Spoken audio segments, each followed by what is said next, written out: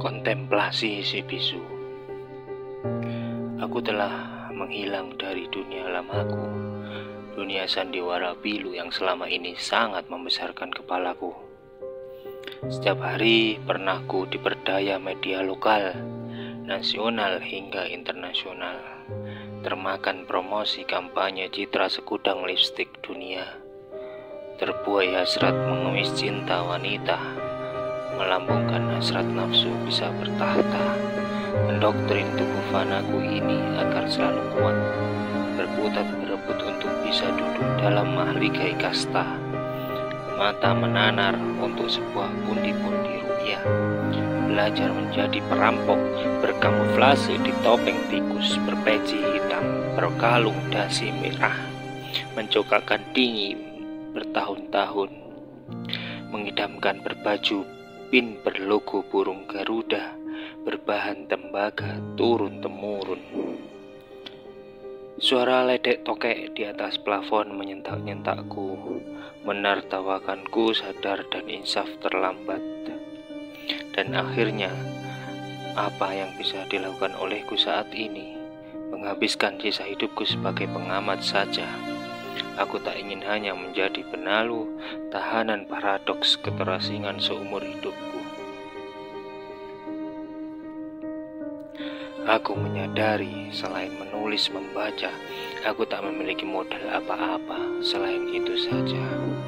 Maklumlah, kalian semua pasti tahu, kini sila pertama peradaban manusia adalah sendi kodauh pada pemilih modal dan pejabat abu-abu. Syukurlah Tuhan masih memberiku waktu luang untuk memadu kasih dengan tinta dan kata-kata penenang. Namun aku tak mengetahui pasti sampai berapa lama lagi akan mampu bertahan untuk menulis hingga literasi yang diidamkan akan laris manis. Semoga malaikat pencabut nyawa masih menunda kedatangannya hingga semua asaku terselesaikan adanya. Aku telah bertekad sebelum jantung ini berhenti berdetak, deru nafasku menghirup terlepas dan masih kuhirup udara bebas, akan kutuntaskan karya literasi pembebasan. Dekonstruksi berpikirku ini bukan untuk ketenaran, bukan apalah ketenaran kini bagiku, ketenaran bukan mimpiku lagi. Ini aku hanya ingin mewafatkan hari-hariku untuk peradaban umat manusia yang kian bersenda gurau. Minimal tulisan paradoks ini kelak dapat menjadi warisan paling berguna untuk anak cucuku tercinta, agar mereka tidak mengulangi kesalahan kekhilafan hidupku yang hidup bagai benalu. Aku sudah tak peduli, hampir dalam malam-malam hening aku tidur amat larut, bahkan aku kini hidam insomnia. Kesehatan sudah kupasrahkan dalam emozuku bersama ia. Meski tubuh fisik ini tertahan di dalam ruang, namun dengan menulis aku bisa menjadi tenang bebas. Pikiranku terbang menjelajah semesta bebas, bebas elang di rongga-rongga awan dan ikan paus di palung lautan dalam. Aku dapat menuliskan semua hal, semua yang masih bisa kuselami dalam samudra pembelajaran, masa-masa durjana yang silam dan semua fase hidup yang pernah kutapaki mendalam.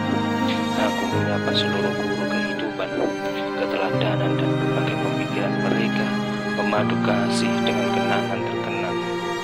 Jua balada hidup terkasih penuh cinta sesama anak manusia. Semua yang ada di pikiran bisa aku tuangkan. Aku sendiri tak tahu persisnya apakah tulisan ini akan menjadi buku ilmu pengetahuan, autobiografi, buku sastra, renungan, motivasi, esai atau apalah. Biar sejarah yang memutuskannya. Intinya semua yang pernah aku lakukan sejak terlahir dari rahim ibu hingga detik aku mulai menulis ini, kujalani dengan penuh keikhlasan cinta. Belajar menjadi hamba Tuhanku. Kembali dengan ini semua, aku berharap saat ini aku masih utuh manusia yang memiliki sifat kemanusiaan penuh kasihnya. Meski aku pernah terjebak belajar menjadi iblis berwujud manusia bersama nada suara tasbih siklus malam, matahari yang menyingsing lalu lenyap di telan malam, gelora semangat yang menggema seantero ruang temaram, detak lentik ujung jarum jam yang mengirama, Aku bercinta dengan pena digital menggores karya, memoles bakat masa silam merajut asa. Bersama itu aku mencoba senyum, namun senyumku getir lirih.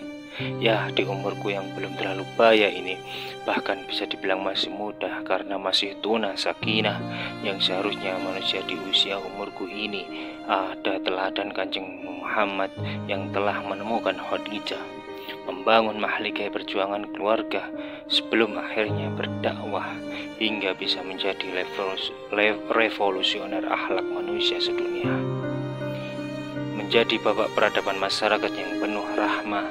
Aku masih bertuna itu semua, tapi syukurlah pemilik hakiki nyawa ini masih memberiku umur hingga seperempat abad ini. Setidaknya aku masih punya kesempatan mulai berbenah melesat. Tuhan yang maha mencinta masih memberiku tenggang waktu untuk menyelami kesemestaan diriku, mengakui segala kehinaan dalam keheningan kontemplasi, tafakkur, sujud, bertasbihku, tangisku, mengenang, kusyukuri semua kondisi. Apapun masa lalu yang menimpaku ini, kebahagiaan maupun tragedi, mengalami fase buruk dan terendah dalam hidupku, kata orang kebanyakan. Namun aku mulai meyakini bahwa fase-fase hidup yang pernah aku jalani semua adalah fase terbaik yang digariskan oleh pemilik kerajaan Arsy untukku menikmati ritme Tuhan. Takdir manusia sudah ditentukan sejak ruh ditiupkan padanya. Jalanilah semua tanpa menyalahkan makhluk satupun di sekitar kita, apalagi menyalahkan Tuhan. Oh jangan baginda, aku mulai belajar menemukan ketenangan batin, ketenangan yang pernah terenggut dari diriku pribadi yang sangat prihatin. Kebahagiaan yang pernah kurasakan dalam lika-liku masa, salah satunya ialah ketenangan batiniah di masa balita. Kala aku masih manusia yang masih penuh fitrah, sebuah masa yang penuh kenang-kenangan indah, merasa begitu sangat dekat dengan Sang Pencipta, sangat ikhlas menjalani hari-hari tanpa beban dunia, menghabiskan hari-hari sunyi, mengikhlaskan hidup tanpa ambisi. Duniaku yang selama ini menjadi, itulah dunia dalam masa kejayaanmu. Semua manusia di sekitarmu akan menjilat-jilat mendekat, sembah-sembah Tuhan. Semua orang akan berebut dan tak malu berselfie ria denganmu. Aku pun jujur sama, pernah menjadi orang yang sedemikian itu hina. Sungguh miris jika mengingat betapa dengunya saat-saat itu. Tak kuasa menahan malu rasanya pada diriku sendiri. Sungguh malang nasib manusia seperti itu. Ia yang masih terjebak dalam kondisi shock, depresi hingga tingkat dewa, bahkan hingga memutusnya nyawa. Apalagi jika hanya karena cinta sama anak manusia, atau karena gagal menjadi seorang tokoh idaman publik dan orang sukses kaya raya. Di dalam kesendirianku aku menyelami hidup bagai tapak berata dari hingar-bingar dunia. Aku pun mulai menyadari siapa sebenarnya yang paling dekat denganku. Bukan fans, follower sosial media, kolega, keluarga, ustadz, ormas agama, teman pengusaha, konglomerat, komplotan, golongan, organisasi, anak buah seperngopian, apalagi para pejabat dan caleg parpol penuh ilusi yang meminta coblosan kelingi kita namun lupa tatkala kaya. Tidak, yang paling dekat dan tetap membuatku bertahan dalam fase kehilangan berproses hidup di zaman kekinian ini adalah Raja dari segala raja, Maharaja, Tuhan penguasa langit dan bumi raya, yang dengan rahman rahim cintanya ia selalu mendekapmu dalam tiap hirup nafasmu, mengudara. Tuhan yang mencipta angin malam, angin yang menyublim ke pori-pori kulitku yang mulai tak kenyal, mencipta dahi yang berisi otak untuk kutundukkan, senunduk-nunduk yang menerobos lantai pasujudan, menembus tanah dan mungkin saatnya ke dasar magma, hingga yakin menempel kaki kursi singgah sana. Ia yang mengatur segalanya. Demikianlah kontemplasi diriku malam ini.